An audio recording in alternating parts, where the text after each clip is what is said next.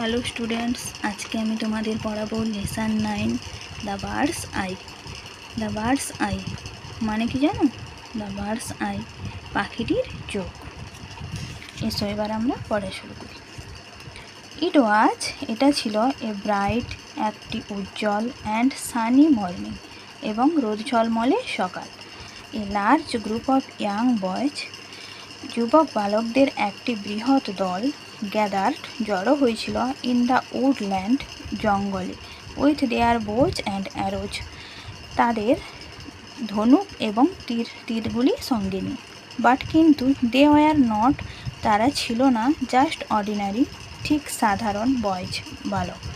দে were, তারা ছিল the 5 Pandavas, 5 জন পাণ্ডব, অ্যান্ড দ্য 100 কৌরবস, এবং 100 কৌরব। দ্য 5 পাণ্ডব ব্রাদার্স, 5 জন পাণ্ডব ভাইয়েরা,